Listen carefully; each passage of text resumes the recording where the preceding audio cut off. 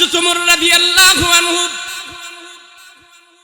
মুসলমানদের খলিফা হওয়ার পর মরুভূমি দিয়া রাস্তা দিয়া হেঁটে হেঁটে যাচ্ছে। বিশাল বড় চাটিয়াল ময়দান দেখে ওমর কান্না শুরু করেছে, চোখের পানি ফেল ফেল করে কান্না করতেছে। সাথীরা জিজ্ঞেস করলেন, ওগো আমিরুল মুমিনিন, আপনি কেন কান্না করেন, কারণ কি? ওমর রাদিয়াল্লাহু আনহু ডাক দিয়া বলে, এ সাথীরা, তোমরা আমাকে কাঁদতে দাও, তোমরা আমার কান্নার ভিতরে বাধা দিও না। হযরত ওমর চাটিয়াল মরুভূমির দিকে তাকায়া চোখের পানি ফেলে ফেলে কান্না করতেছে। সাহাবীরা জিজ্ঞেস করলেন, ওগো আমিরুল মুমিনিন, আপনার তো কোনো কিছুর অভাব নাই, কেন আপনি কান্না করেন, কারণটা কি? কেন আপনি কান্না করেন? আপনার চোখের পানি গড়গড় করে দুনিয়াতে পড়তেছে, কারণটা কি? আপনার কিসের অভাব আপনি বলেন। হযরত ওমর বলে, তোমরা আমাকে কাঁদতে দাও, কাঁদতে দাও। অনেকক্ষণ কান্না করার পর হযরত ওমর বলে, দেখতেছি মরুভূমিটা, এই মরুভূমির আমি একজন রাখাল ছিলাম, আমার ডিউটি ছিল সকাল বিকাল দুপুর এখানে রৌদ্রে পরিবৃষ্টিতে ভিজে আমি ছাগল মুখরে চড়াইতাম। আজকে তোমরা আমাকে আমির মানো, তোমরা আমাকে খলিফা মানো, আমি যেই কথা বলি সেই কথাগুলো তোমরা ভালো করে শ্রবণ করো এবং শোনো। কিন্তু তোমরা জানো না, আমি ওমর ইসলাম গ্রহণ করার আগে এত দামি ছিলাম না, এত নামি ছিলাম না। আল্লাহ ইসলামের কারণে, আমার রাসূলুল্লাহর কারণে আল্লাহ আমাকে এত বড় মর্যাদার মানুষ বানায়া দিছি। বলেন, হযরত ওমরের দিল কি নরম ছিল নাকি শক্ত ছিল? ওমরের দিল নরম ছিল না, অনেক শক্ত ছিল। সেই শক্ত দিলটাকে আল্লাহ পাক এমন নরম করেছে, যেই তরবারি আমার রাসূলুল্লাহর জন্য হাঁকিয়েছিল, নবীজির গর্দান কেটে নিয়ে আসবে, সেই তরবারি কোরআন তেলাওয়াত শুনে যখন ওমরের দিল এমন নরম হয়েছে, ওই তরবারি আমার রাসূলুল্লাহর কদমে রেখে হযরত ওমর তার পুরাটা যৌবন জীবন আমার রাসূলুল্লাহর কাছে ন্যস্ত করে দিয়েছে। কিসের মাধ্যমে? কেন? কোরআন শুনেছি, কোরআনের আয়াত যে হযরত ওমরের শক্ত দিলের ভিতরে ধাক্কা লেগেছে, আর ধাক্কা লাগার কারণে ওমরের কঠিন দিলটা মোমের মতো নরম হয় নাই। শুধু হযরত ওমরকে আল্লাহ এমন ভাবে কবুল করেছে, तमाम দুনিয়ার জন্য অর্ধ জাহানের আল্লাহ খলিফা তারে বানাই দিয়েছে। বলেন, ওমর তো ইসলাম গ্রহণ করার আগে এত দামি মানুষ ছিল না, সমাজে ওমরের এত দাম ছিল না। হযরত ওমর ফারুক রাদিয়াল্লাহু আনহু নিজে বলেন, ইসলাম গ্রহণ করার আগে কেউ আমাকে দাম দিত না। হযরত ওমরের বাবা পর্যন্ত ওমরকে নিয়ে অনেক টেনশন করত, পরেশান হতো। হায় হায়, আমার এই ছেলেটা কি কইরা দুনিয়াতে চলবো। ওমর রাদিয়াল্লাহু আনহু খুব মোটা সোটা মানুষ ছিলেন, ঘাড় তো মোটা ছিল, হাত ডাক খুব কড়া ছিল, লম্বা একটা মানুষ ছিলেন। ইসলাম গ্রহণ করার আগে এত আকল বুদ্ধি ছিল না, নেশা করত, সোজা মানুষ ছিল, সোজা মানুষ, সাদা সিধা। সাদা সিধা বুঝেন কারে বলে? সাদা সিধা আমাদের কুমিল্লা কয় একটু আকল ভতার কম, নোয়াখালীরা কয় ব্যাককল। কি কল? ব্যাককল। কুমিল্লায় কয় আকল ভতার কম, ঢাকায় কয় হামদু আবুল, আর একটু পরে গেলে হেরা কয় মগা, যমুনার এই পারে রংপুর গেলে কয় অগা, বগুড়ারা কয় মভিজ। আর বরিশালের খেবু ভরার হেদিকে গেলে কই খেবু ভরার বলদ। এবার বুঝছেন তো কেমন মানুষ ছিল। এমন একটা সাদা সিধে মানুষ। হযরত ওমর বলে আমার বাবা আমাকে নিয়ে অনেক টেনশন করতো, আমি দুনিয়াতে কি করে চলবো।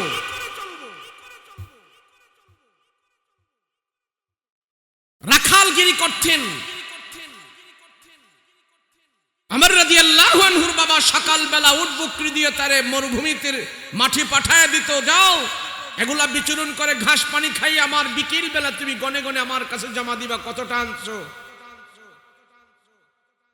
তো একদিন যখন বাবার কাছে এসে উট বকরি জমা দিল, বিকেল বেলা বাবা তাকায় দেখে ওমর রাদিয়াল্লাহু আনহুর মাথার মধ্যে ওটের পায়খানা। কিসের পায়খানা? তো জিজ্ঞেস করে ওমর তোমার মাথায় কি? তা হাত দিয়া দেখে ওটের লাদা মাথার মধ্যে ভরে রয়েছে।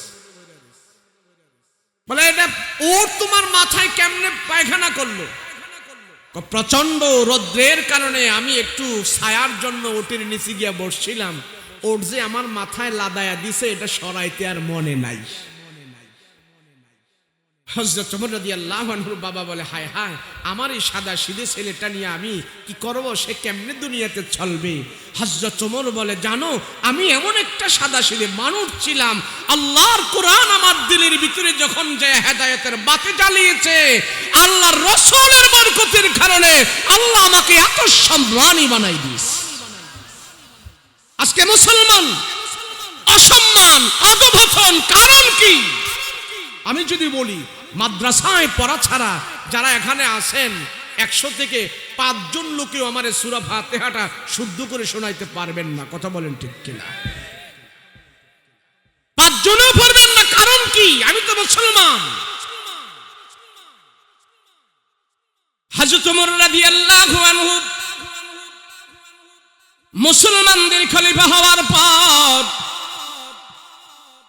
মরুভূমি দিয়া রাস্তা দিয়া হেঁটে হেঁটে যাচ্ছে। বিশাল বড় চাটিয়াল ময়দান দেখে ওমর কান্না শুরু করেছে, চোখের পানি ফেল ফেল করে কান্না করতেছে।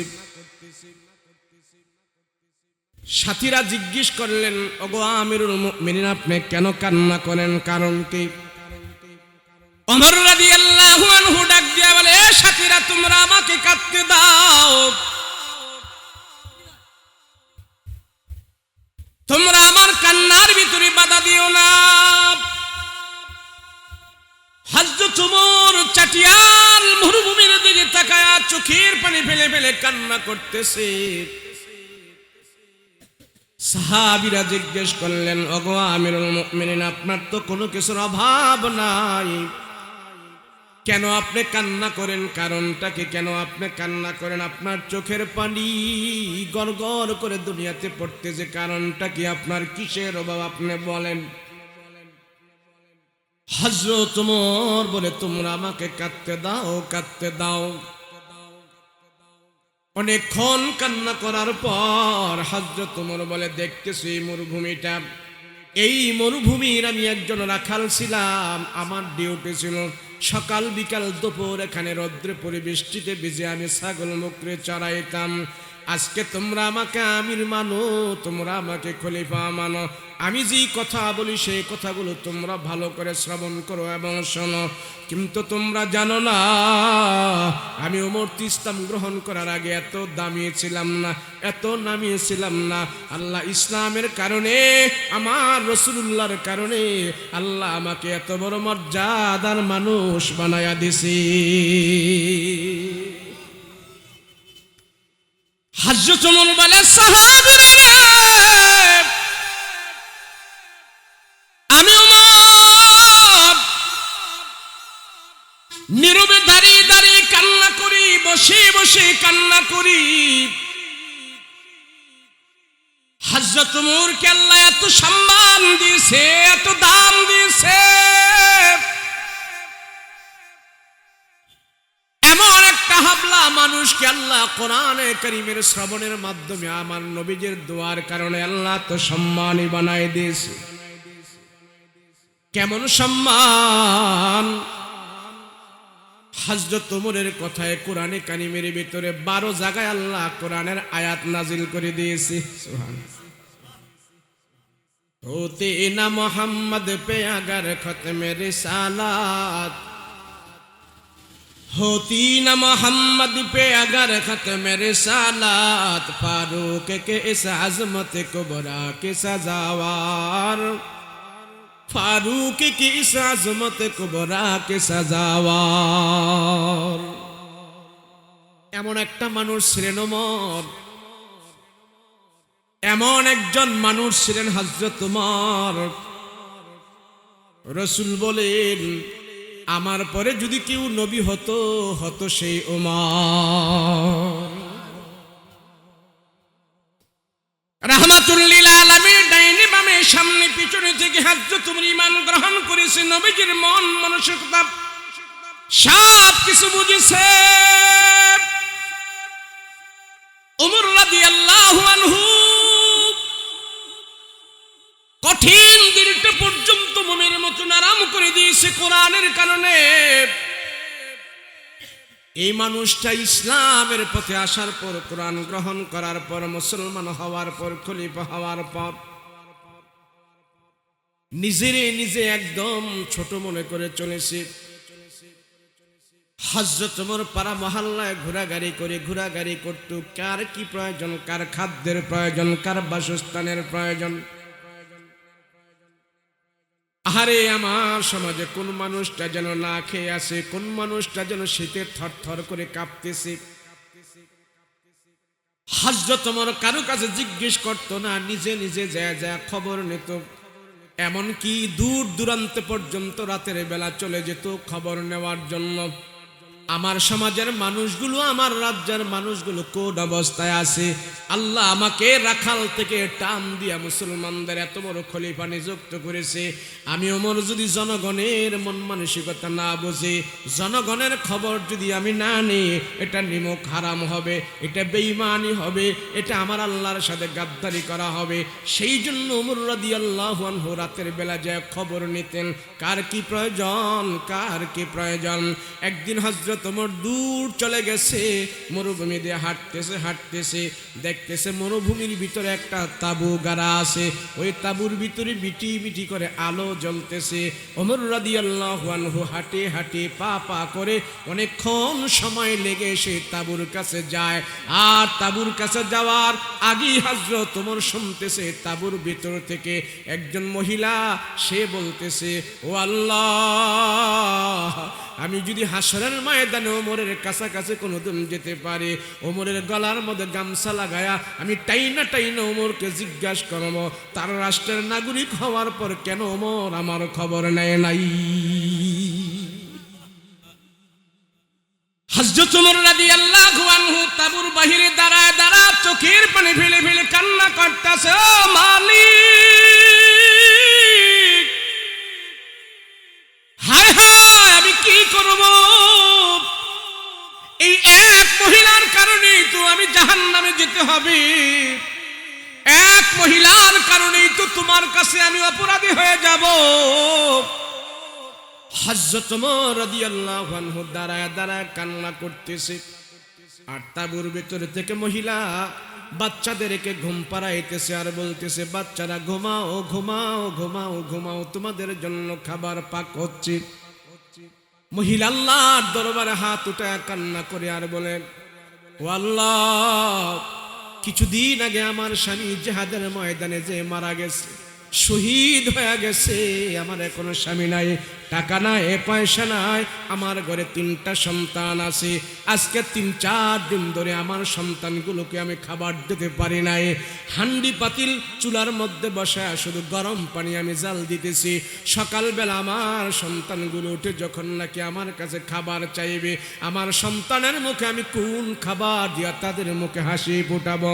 হযরত ওমরের কাছে আমি যাইতেও পারি না, আর ওমর আমার খবর নেয় না। আল্লাহ তোমার আদালতে আমি বিচার দিলাম, আমি কি খাওয়াবো আমার সন্তানদের? ওমর রাদিয়াল্লাহু আনহু চোখের পানি ফেলে কান্না করে, ও মালিক,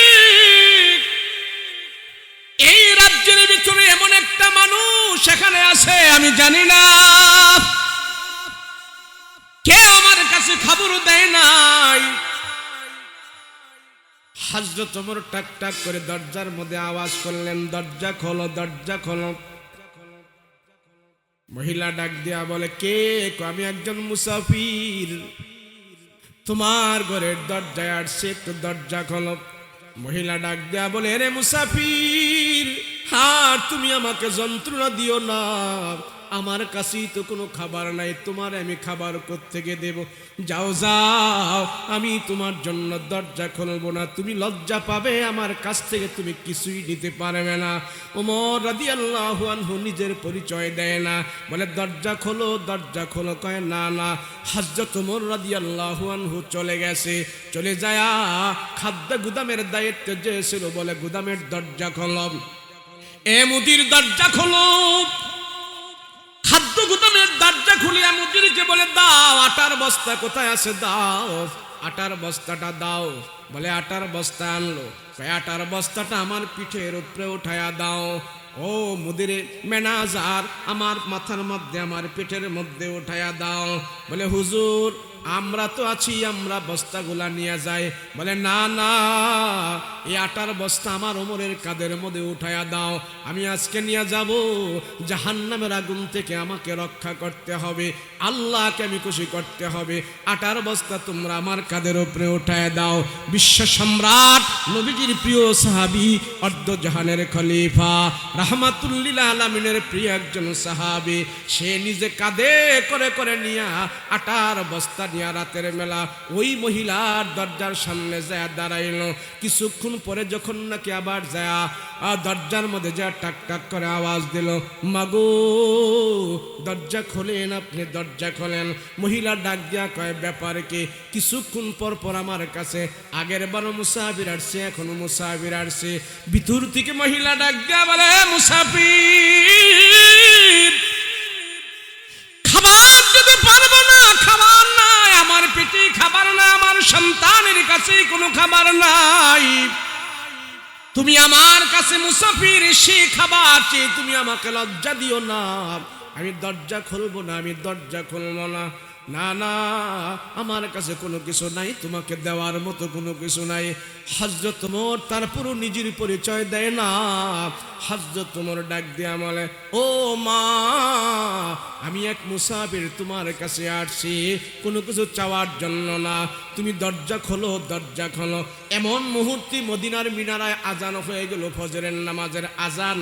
হযরত ওমরের একজন সাথী ছিলেন, সে বলল, ওগো আমিরুল মুমিনিন, আপনি শুধু গরিবের দায়িত্ব পালন করবেন, আপনি গরিবের দরজা পর্যন্ত চলে আসছেন, এখন হাজার মুসল্লি আপনার জন্য মসজিদে অপেক্ষা করতেছে, আপনি একজন নেতা, গরিবের কাছে আসছেন, আপনি হক আদায় করেছেন, আবার এখন মসজিদে যায় মদিনার মসজিদে ইমামতি করে, মুসলমানদের ইমামতির হক আপনি আদায় করবেন।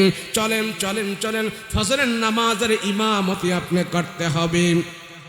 ওমর রাদিয়াল্লাহু আনহু দরজা আঘাত করে করে বলতেছে, মা,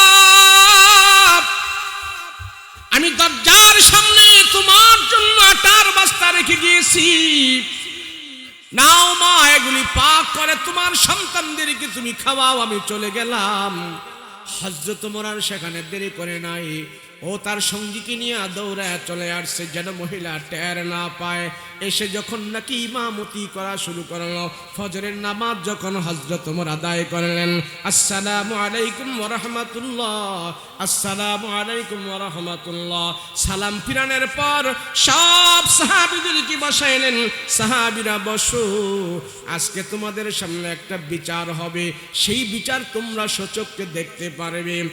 আল্লাহর নবীর রাহমাতুল লিল আলামিনের প্রিয় সাহাবী ওমর সব সাহাবীদেরকে বসাইয়া ওমর বলতেছে, যাও যাও, সুদূর দূরে একজন মহিলা তাঁবুর ভিতরে আছে, তারে যায় তোমরা মসজিদে নববীতে হাজির করো। হযরত ওমর তার দল বল পাঠায় দিল মহিলাকে হাজির করার জন্য। তারা যায় বলতেছে, চলো চলো, তোমাকে ওমর রাদিয়াল্লাহু আনহু তলব করেছি, আমাদের আমিরুল মুমিনিন বলেছে তুমি যাওয়ার জন্য, বলে আসো আসো। আর হযরত ওমর এলান করে দিল, আজকে তোমাদের সামনে গামছা লাগায় টাইনা টাইনা বিচার করা হবে, তোমরা সচক্ষে বিচার দেখতে পাইবে। ওমর কেমন বিচারক, কেমন বিচার করে আজকে তোমরা দেখতে পাইবে। ওই মহিলাকে যা বলতেছে, মা চলো, ওমর রাদিয়াল্লাহু আনহু আমাদের নেতা, আমাদের আমিরুল মুমিনিন বলছে তোমাকে যাওয়ার জন্য। তুমি নাকি রাতের বেলা কোন মুসাফিরকে কি বলেছো, গামছা লাগায় টাইনা টাইনা নাকি হাসরের ময়দানে বিচার করবা। তোমার দরজায় একজন মুসাফির আসছিল, তুমি নাকি এমন কথা বলছো। ওই মহিলা কাঁপা কাঁপি আরম্ভ করে দিয়েছে, হায় রে, হযরত ওমরের কানে শুদ্ধই বিচার চলে গেছে, আমার আর রক্ষা নাই। এই বিচার যদি ওমর করে, আমি গরিব মানুষ, ওমর যদি সেই বিচার আমার উপরে করে, আমি আর দুনিয়াতে বেঁচে থাকার সম্ভাবনা নাই। মহিলা ভয় পেয়ে গেছে। দুই সাহাবী তাঁবুর ভিতর থেকে মহিলাকে ধরে ধরে নিয়ে আসলেন। আল্লাহর নবীর প্রিয় সাহাবী ওমর মসজিদে নববীর ভিতরে বসা, মসজিদে নববীর ভিতরে যখন নাকি মহিলাকে নিয়ে আসলো, হযরত ওমর রাদিয়াল্লাহু আনহু সাহাবীদেরকে বলতেছে, তোমরা জায়গা দাও, জায়গা দাও। সব সাহাবীরা মসজিদের ভিতরে বসা আছে। আমিরুল মুমিনিন মহিলাকে ডেকে আনলো, ওগো মা, রাতের বেলা আপনি একটা কথা নাকি বলেছেন, ওমর আপনার দায়িত্ব পালন করে নেয়, ওমর আপনার খোঁজ খবর নেয় নাই। ওমরকে হাসরের ময়দানে আপনি গামছা লাগায়া টাইনা টাইনা জিজ্ঞেস করবেন, গরিবের হক আদায় কেন করে নাই।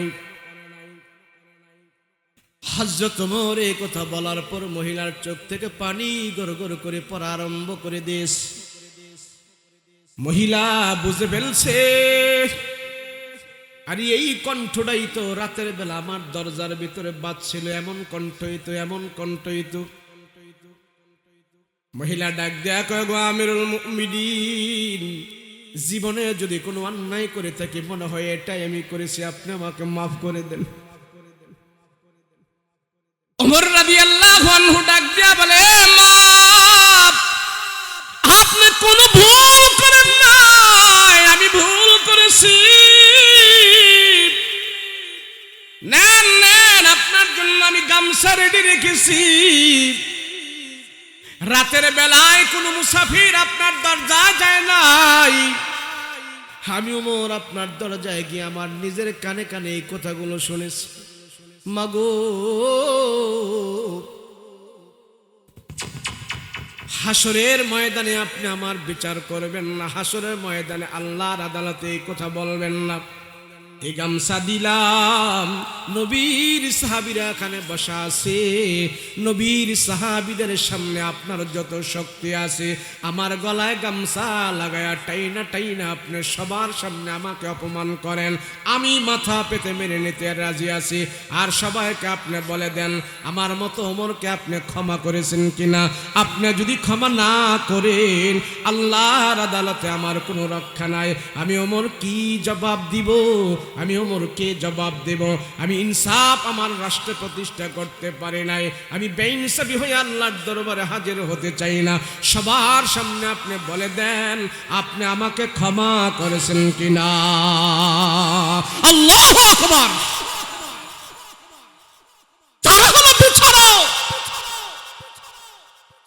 এরা হলো বিচারক, ইনসাফ তারা শিখাইছি। আমাকে আল্লাহ মাল দিয়েছে, দৌলত দিয়েছে।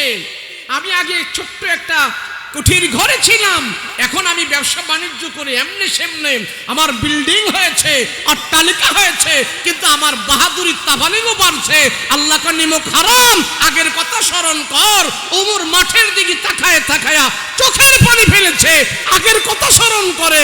বিশাল বাদশা হওয়ার পর, খলিফা হওয়ার পর, আর তুমি সামান্য একটু শিল্পপতি হয়েছ, এর জন্য তোমার গরমে পাড়া মহল্লার মানুষ থাকতে থাকতে পারে না।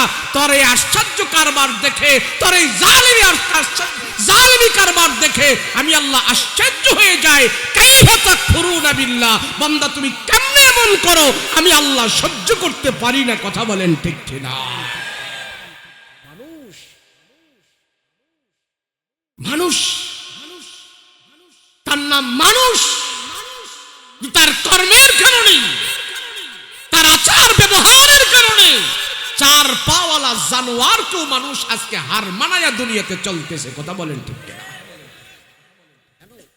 সমাজের বিচার আচারের দিকে আমরা যদি তাকাই, হাহারি বিচারকদের যে অবস্থা। আরে আমার এই সমাজে যদি আমরা একটা ছাগল বকরি কিনি 10,000 12,000 টাকা লাগে, আর এই সমাজের যারা বিচার করে বিচারকদেরকে আমরা 10,000 12,000 টাকা দিয়ে নয়, 2,000 টাকা হলে এই সমাজের বিচারক কিনে যায়। কথা বলেন ঠিক কিনা? একটা ছাগলের দাম 12,000 আর এই বিচারক কিনা যায় 2,000 টাকা দিয়া। ছাগলের চাইতে বিচারকের দাম ছোট হয়ে গেছে। কথা বলেন ঠিক কিনা? মানুষ এত বেইনসাফি করলে পৃথিবী চলে না। এত বেইনসাফি করলে আল্লাহর রহমতের দরজা সব বন্ধ হয়ে যায়। এই জন্য দেখেন না বাংলাদেশে আলুর দাম এখন 40 টাকা কেজি, কয়দিন গেছিল 100 টাকা কেজি, সয়াবিন তেল 250 টাকা কেজি। এই যে দাম বাড়তেছে বাড়তেছে বাড়তেছে, এগুলো আমাদের গুনাহের কারণে বাড়তেছে। কথা বলো ঠিক কিনা? এই জমিনের রহমত, এই জমিনের বরকত আল্লাহ উঠায় নিয়েছে। মানুষ বেইনসাফি হয়ে গেছে, বেইনসাফি প্রতিষ্ঠা করেছে। সেই জন্য আল্লাহ জমিন থেকে রহমত বরকত উঠাইয়া নিয়ে গেছে, ইনসাফ প্রতিষ্ঠা করেছে। এমন হাজার বাদশাদের কথা আমরা শুনতে পাই, যিনি একজন বাদশাহ ছিলেন, খলিফা হারুনুর রশিদ। পৃথিবীর 1/3 বাদশাহ ছিলেন হারুনুর রশিদ। সেই হারুনুর রশিদ বাদশাহ, তার দরজায় সকালবেলা খবর গেল, ও হারুনুর রশিদ বাদশাহ, আমরা সিরিয়ার আলোক্য শহরের মানুষ, আমরা আপনার কাছে সব সময় আসতে পারি না, আমাদের দূর, কিন্তু আমাদের ওখানেও আপনি সেখানে কাজী নিয়োগ করেন, বিচারক নিয়োগ করেন, আমরা সে দূর থেকে বাদশাহ আপনার কাছে আসতে পারি না। আজকে সিরিয়ার আলোক্য শহরে 1 মাস ধরে কোনো বিচারক নেই, বিচার হচ্ছে না সেখানে, ইনসাফ প্রতিষ্ঠা হচ্ছে না সেখানে। সেই জন্য চুরি ধারি ছিনতাই রাহাজারি সব বেড়ে গেছে। ও হারুনুর রশিদ, ও বাদশাহ মহোদয়, আপনার কাছ থেকে আমরা সেখানে তাৎক্ষণিক একজন বিচারক চাই। আপনি আমাদের জন্য ইনসাফ যে আলোক্য শহরে প্রতিষ্ঠা করতে পারবে, ন্যায় যে প্রতিষ্ঠা করতে পারবে, গরিবের হক যে আদায় করতে পারবে, এমন একজন বিচারক আপনি আমাদের জন্য তাৎক্ষণিকভাবে নিযুক্ত করেন। এই লেখা, এই পাঠা হারুনুর রশিদের দরজায় লাগিয়ে গেছে। সকালবেলা বাদশাহ হারুনুর রশিদ উঠে দেখে তার দরজার সামনে এই লেখাগুলো আছে, সিরিয়ার আলোক্য শহরে ছিনতাই বেড়ে গেছে, চুরি বেড়ে গেছে, জিনা বেড়ে গেছে, মানুষের ভিতরে ব্যভিচার বেড়ে গেছে, সেখানে তাৎক্ষণিকভাবে বিচারক নিযুক্ত করতে হবে। আজ 1 মাস ধরে সেখানে বিচারক নাই, বিচারকের প্রয়োজন সেখানে। তো বাদশাহ চিন্তা করলো, মানুষের বিচারক নিযুক্ত করার জন্য এত তাৎক্ষণিকভাবে তো কোনো বিচারককে আমি সেখানে নির্ণয় করতে পারবো না, কি করা যায়? হঠাৎ করেই তো কোনো মানুষকে সেখানে বিচারক নিযুক্ত করা যাবে না, করা যায় কি? তখন হারুনুর রশিদ চিন্তা করলেন, বাদশাহ হারুনুর রশিদ চিন্তা করলেন যে তাৎক্ষণিকভাবে সেখানে বিচারক নিযুক্ত করব না, আমি নিজেই ছদ্মবেশে সেই এলাকাতে চলে যাই, বিচারক সেজে আমি নিজেই সেখানের ইনসাফের বিচার করব। সুবহানাল্লাহ। বাদশাহ হারুনুর রশিদ ছদ্মবেশে ইরাক থেকে সেই দূর সিরিয়াতে চলে গেল। সিরিয়াতে যে ছদ্মবেশ, তো এখন তো মোবাইলের যুগ, টেলিফোনের যুগ, একে অপরে সবাই চিনে, বিশ্বের যে কোনো জায়গায় থাকে ভিডিও কলের মাধ্যমে সবাইকে চিনে। তখন চিনতো না, কিন্তু তাদের শাসন চলতো। উনি যখন ছদ্মবেশে সিরিয়ায় চলে গেল, ওনাকে ওখানকার কেউ চিনে না। হারুনুর রশিদ সেখানে যা জিজ্ঞেস করলো, তোমরা কে কি দায়িত্বে আছো, আসো, আমি নতুন কাজী, নতুন বিচারক নিযুক্ত হয়েছি, হারুনুর রশিদ বাদশার পক্ষ থেকে তোমাদের মাঝে 1 মাস ধরে বিচারক নেই, তোমাদের মাঝে অনেক বিচার জমে আছে। আজ থেকে যে 1 মাসে যে অপরাধগুলো জমা হয়েছে তাদের ভিতর থেকে জঘন্য অপরাধী যারা আছে তাদের বিচার আগে করা শুরু হবে।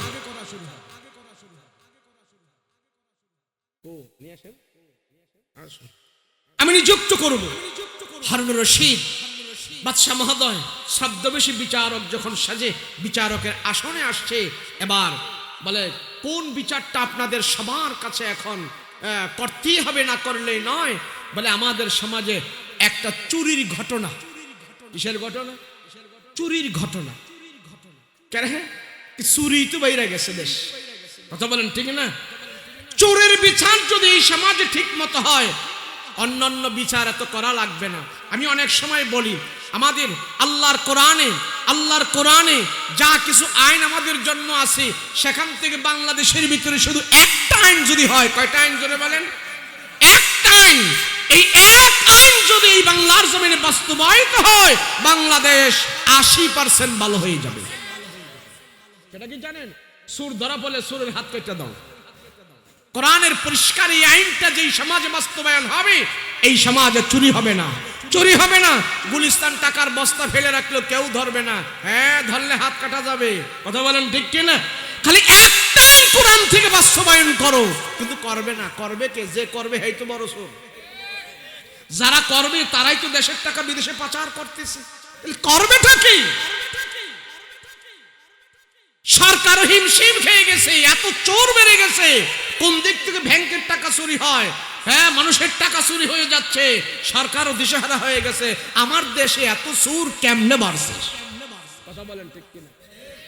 একটা গল্প বলেছিলাম, সৌদি আরব নাকি চুরিধারি বাইরে গেছে। এখন সৌদি আরবের লোকেরা চিন্তা করলো, পুলিশ র্যাব এগুলা দিয়ে তো আমরা চোর ধরতে পারি না, চোর ধরার মেশিন লাগাই। জাপান থেকে টেকনোলজি মেশিন আনছে, চোর ধরার মেশিন। তো চোর ধরার মেশিন লাগায়া সৌদি আরবের লোক 2 মাস অপেক্ষা করলো যে দেখি 2 মাসের ভিতরে কয়টা চোর ধরা পড়ছে। তো 2 মাস পরে যখন নাকি মেশিন যায় খুলছে, তো সৌদি আরবের লোকেরা সেখানে দেখলেন পুরা সৌদি আরব থেকে 5 জন চোর ধরা খাইছে। কয়জন চোর? 5 জন। তো এই খবর আবার পাইল দুবাইয়ের তারা। দুবাই হেরা কয় আমাগো দেশে তো সারা দেশের সিটার আর বাটপার রাইসা আড্ডা জমাইছে, বড় বড় চোরটি আমাগো দেশে থাকে, এগুলিরও ধরার জন্য আমরা একটা মেশিন লাগাই। তো দুবাইয়ের তারাও মেশিন লাগাইছে। মেশিন লাগায়া দেখে 2 মাস পরে যে মেশিন চেক করছে, যায় চোর ধরা পড়ছে 10 জন। কয়জন? 10 জন। এইভাবে বাংলাদেশের তারাও মেশিন লাগাইছে। দেখি আমগো দেশ তো চোরের দেশ, সারা বাংলাদেশ পরিচিত, চোর ধরার মেশিন লাগাইছে। 2 মাস পরে যে বাঙালিরা মেশিন চেক করতে গেছে, যায় চোর তো ধরবে দূরের কথা, মেশিনই চুরি হইয়া গেছে। নারায়ে তাকবীর, না